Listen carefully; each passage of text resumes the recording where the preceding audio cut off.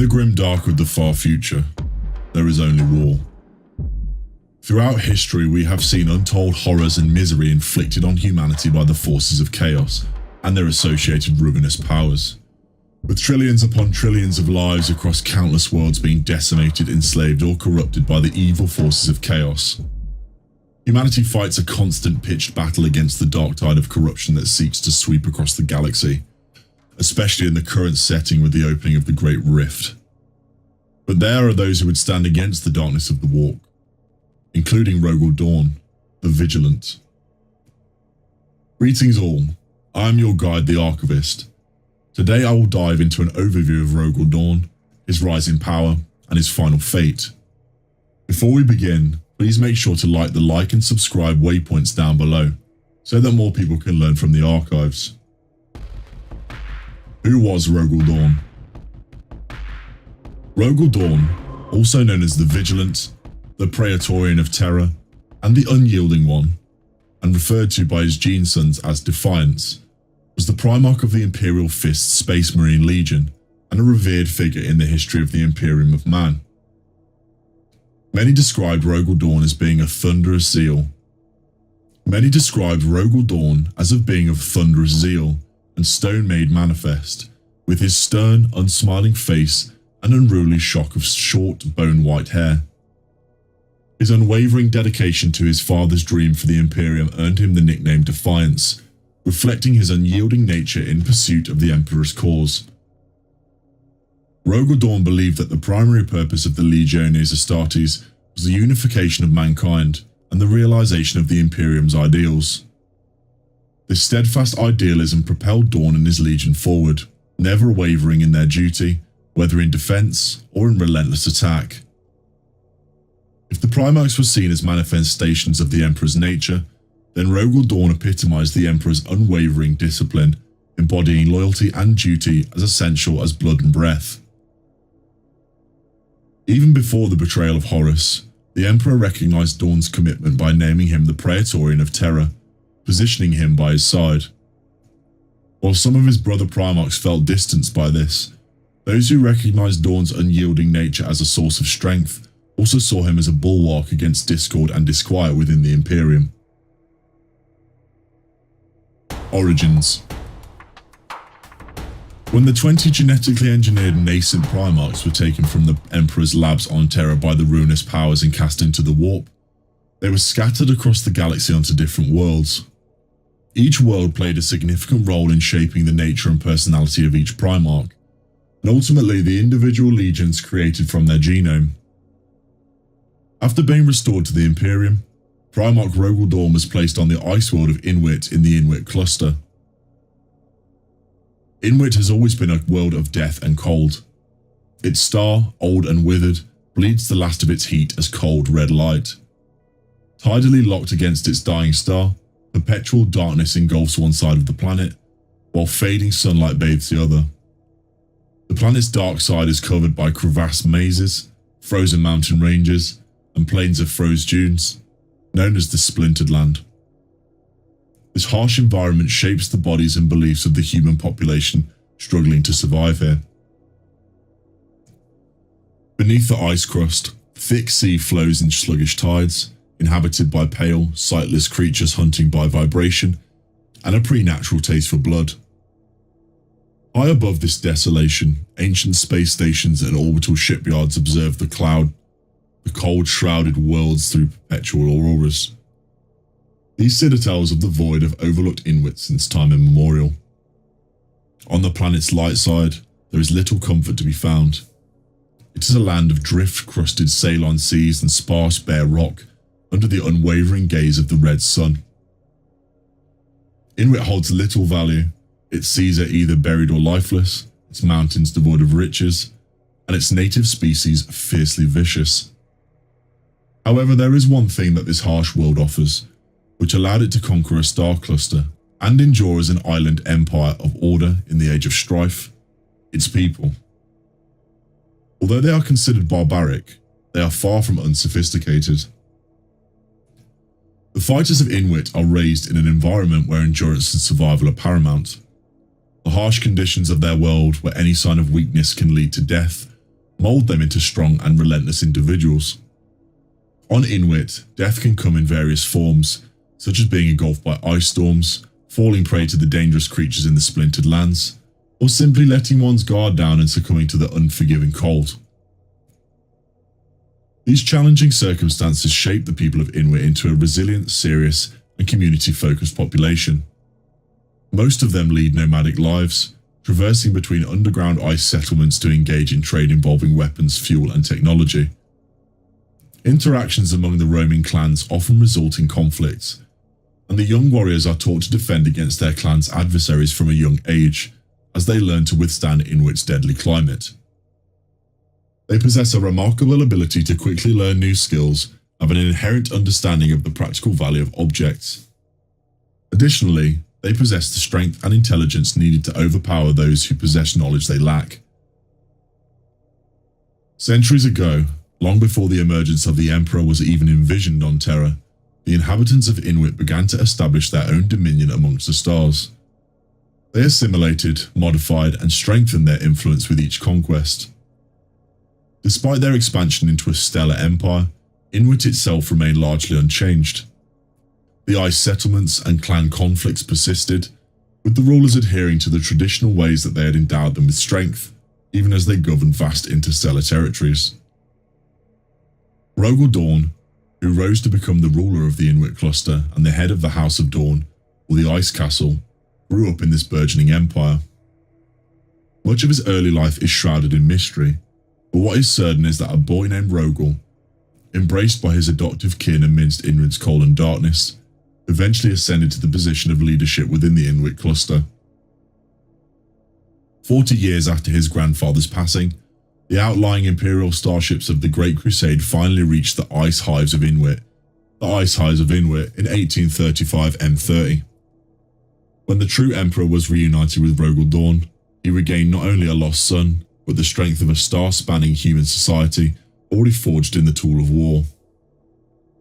Dorn warmly welcomed the Emperor aboard the colossal starship, the Phalanx, a relic from the age of technology that had been discovered abandoned within Inuit's region of space. At this time, Dorn was the 7th of 20 Primarchs who had been found by their father in the course of the Crusade. The Emperor embraced Dorn as his long-lost son and entrusted the Phalanx to his care, transforming it into a mobile fortress monastery of the 7th Space Marine Legion. This legion, created using Dorn's own genetic template, was also placed under Dorn's leadership. From the very first moment they met, Dorn's loyalty to the Emperor was unwavering, and he never sought any favour from his father. Dorn exemplified the human pursuit of truth and honesty, and his unwavering integrity led to the statue standing as one of the only 4 ever erected at Macragge, alongside that of Rabute Gilliman, Primarch of the Ultramarines. Dorn led the 7th Legion and its expeditionary fleets with unparalleled devotion and military genius. He was widely acknowledged to possess one of the finest military minds among the Primarchs, characterized by order and discipline yet punctuated by flashes of zeal and inspiration. During the Great Crusade, Dorn's accomplishments for the Imperium were countless. The War Master Horus esteemed Dorn and the Imperial Fists so highly that he believed if the Imperial Fists, known as Masters of Defense, were to hold a fortress against his lunar walls, famous for their assault prowess, the resulting conflict would spiral into a never-ending stalemate. His appearance. Many describe the Primarch of the 7th Legion as being a thunderous zeal and stone-made manifest. He possessed a stern, unsmiling countenance and a wild shock of bone-white hair. His passion burned like the fire of a son dedicated to his father's dream for the Imperium without reservation or doubt. Dressed in burnished copper and gold armour, Dorn also sported a striking red velvet cloak, adorned with the unfurled eagle wing motif. The motif was prominently featured on various parts of his gear, particularly as a decorative section of his armour that rose above his shoulders. His countenance was stoic, with a naturally unsmiling expression, complemented by his hair. Powers and gear. Malcador depicted his power to him as the master of the material realm, asserting that nothing in the world was beyond his reach. In essence, he's akin to a supernatural polymath who can conquer anything he sets his sights on. He shares similarities with Perturabo, who possesses an immediate instinctual grasp of everything, yet his emotional immaturity hinders his true comprehension and creative application of knowledge. Dorn begins at a lower level but possesses a higher potential. He lacks the special instinctual knowledge beyond that of any other Primarch. However, his unparalleled ability to learn and grow stems from his comparatively minimal ego in comparison to the others. During a series of wargames, Dorn emerged victorious due to his innovative and evolving approach, learning more with each match and intelligently countering Perturabo's predictable, flawless maneuvers. Perturabo struggled to innovate as he already felt he knew everything and found it challenging to accept advice from others, deeming all but the Emperor beneath him. In a manner akin to how Fulgrim's perfection as a sculptor made him inept, as it was the imperfections that bestowed soul upon sculptures. When someone conveyed this to him, he callously murdered the individual out of spite. Rogal Dawn's formidable battle attire was a sight to behold. Clad in Baroque power armour adorned with burnished copper and gold, he also sported a striking red velvet cloak. The unmistakable winged motif of the eagle featured prominently on his war gear, especially on the decorative sections of his armour that rose above his shoulders. Crafted from the same auric adamantium alloy as the Emperor's personal combat armour, this ensemble exuded power and authority. Among his arsenal, the Storm's teeth stood out as a colossal chainsword of immense weight, rumoured to have been crafted by the weapon masters of Inwit before the Emperor's era. Its razor-sharp teeth could effortlessly tear through metal, stone and flesh. While the Primarch had access to many formidable weapons, it was the unwavering loyalty and power of Storm's teeth that earned it his favour. The ceremonial bolter known as the Voice of Terror was a gift from the Legio Custodes, symbolising Rogal Dawn's appointment as the Praetorian of Terror. Modelled after the Legio Custodes weaponry, this tactical bolt was meticulously redesigned to be wielded by the Primarch, bearing the honour and strength of its bestowal. A teleport homer, an ancient Imperial device, was employed by the Adeptus Astartes, the Inquisition, and the Chaos Space Marines for warp teleportation. This technology allowed Terminator armour users to achieve precise and effective teleportation from an orbiting starship to a specific planetary location through the Immaterium, using a unique signal transmitted from the device. The frag grenade, a common interpersonal weapon utilised by the Imperial Man's military forces, produced a devastating blast of shrapnel capable of dismantling unarmoured troops, compelling enemies to seek cover and relinquishing their tactical advantage. Facing numerous assassination attempts during the Horus Heresy, Rogal Dawn was presented with the Atos Dios, a heavily customised personal Thunderhawk gunship, by Magos Telluria. This unique aircraft, outfitted with a turbo laser and a Titan-grade void shield, served as both transport and protective cover for the Primarch during critical missions relating to the defence of Terra. His deeds. Rogal Dawn possessed a fierce determination balanced by his controlled and an emotional demeanour. Whilst many saw him and his legion as stern and devoid of emotion, there was much more to him than met the eye. Though reserved, Dawn's anger was formidable, and he approached his goals with unwavering determination and calculated precision. Although he seldom displayed emotion, when he did, it was said to be incredibly impactful, capable of affecting the very earth and sky. During the critical resurgence of the Jahelican breed in the Adonis cluster, Dawn's controlled fury was believed to have been crucial in defending the battlements as the arms of soldiers. His reprimand of the reinforcements at Castoris was said to have been resounding from the sky and the sea. Described his brother Primarch as swift and unforgiving as the falling edge of an axe. Dorn was also known for brooding over matters beneath his unyielding facade. Whilst he was an unwavering warrior, he was also an idealist, fighting for reasons as crucial to him as the outcome of his battles. Few witnessed this aspect of Dorn during the Great Crusade, might have glimpsed it in his near-fatal encounter with Comrade Curse of the Night Lord's Legion, and his brief conflict with Ferrus Manus of the Iron Hand's Legion. It was only after the devastating events of the Horus Heresy, with so much irreparably lost and the Imperium marred in bloodshed, recognised a potential flaw even in unwavering loyalty. However, at the moment he was united with the Imperial Fists, the shadow of eternal betrayal still loomed in the distant future. During the Great Crusade, the Imperial Fist served as the Emperor's strategic reserve, able to swiftly redeploy to battlefields aboard phalanx. Known for their meticulous planning, they excelled at urban fights and experts in siege warfare. As the Emperor established a new capital on Terra, he appointed the Imperial Fists as his Praetorians and tasked Dorn with reconstructing the Imperial Palace. This move did not go unnoticed with the other Primarchs. Perturabo was furious upon learning that Dorn believed the Imperial Palace could withstand an assault even by the mighty siege masters, the Iron Warriors. He lashed out at his brother Primarch with unfounded accusations, leaving his own legion dumbstruck. Following this incident, the two Primarchs seldom communicated, and their legions did not serve together in subsequent campaigns. The Imperial Fists remained steadfast at the Emperor's side, whilst the Iron Warriors became part of Horus's vanguard. It is often said that similarity fosters understanding, but in the case of Rogal Dawn and Perturabo, Primarch of the Iron Warriors, defies that notion. Despite their striking resemblance, they were divided by an insurmountable gulf. Both possessed a reserved nature, unwavering determination, and exceptional skill in warfare, traits that suggested that they should have been closer than the others. The fact that such closely matched kin could harbour intense animosity from their very first encounter seems almost unbelievable, yet it was an undeniable reality. The nascent Imperium achieved its greatest victory during the Great Crusade, with the defeat of the largest Orc empire encountered in the late 30th millennium. The Ulanor Crusade was a massive imperial assault on the Orc Empire of the Overlord Urlak Uruk, with the final assault by the Space Marine legions taking place on the capital world of the Greenskin Stellar Empire in the central Ulanor system of the galaxy's Ulanor sector.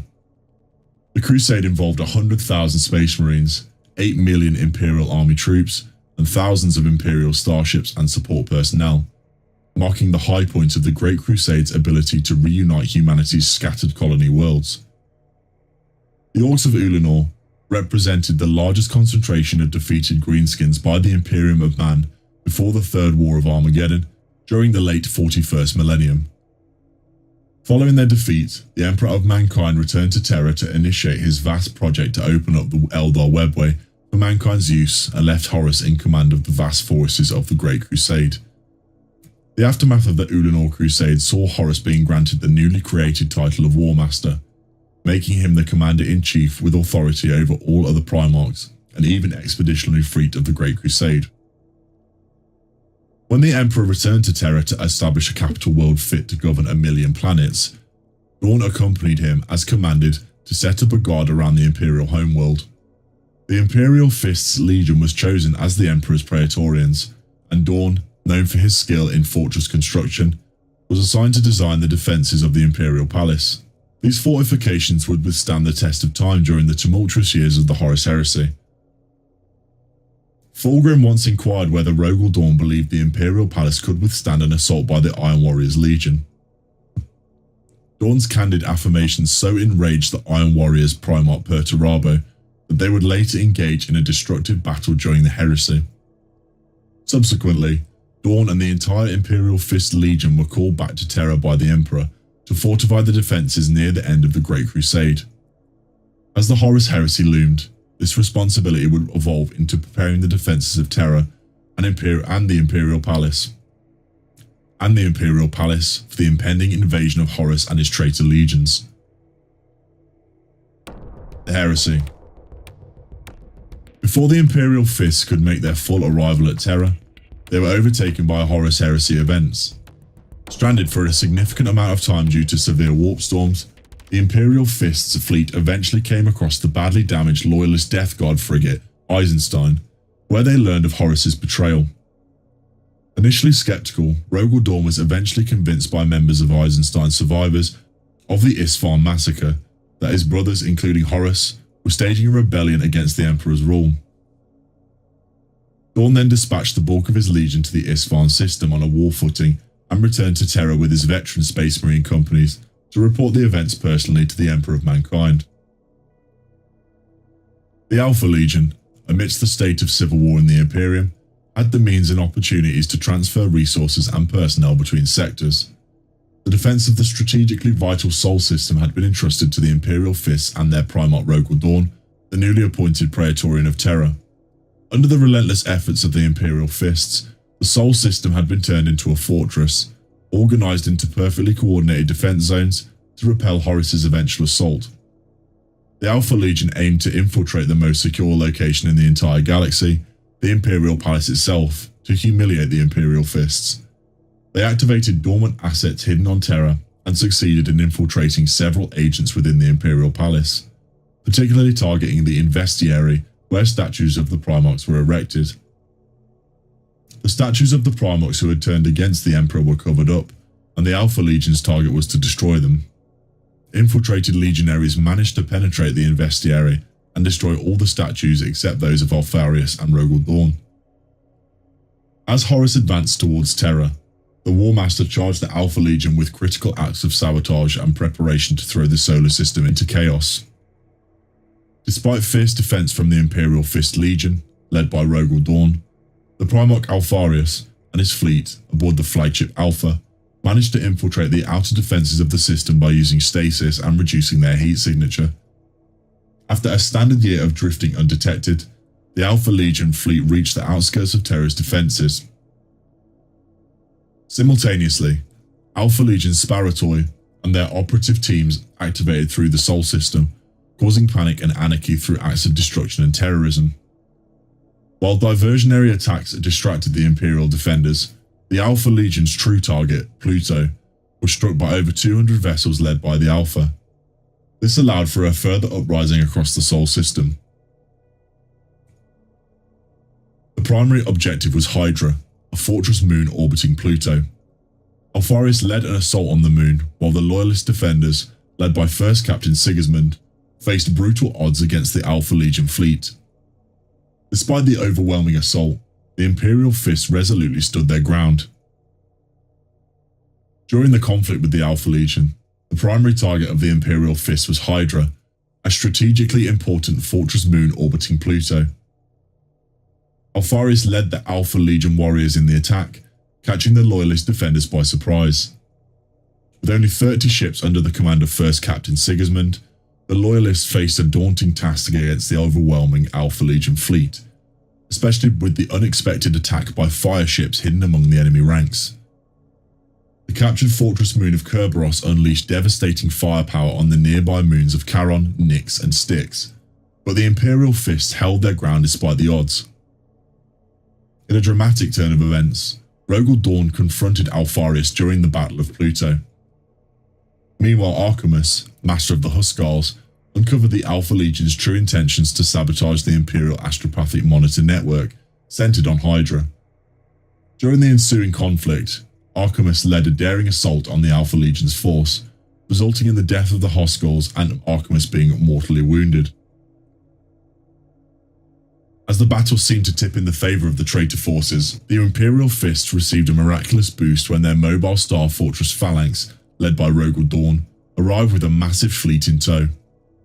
Additionally, reinforcements from the Armada Imperialis swiftly pacified the captured guns on Kerberos.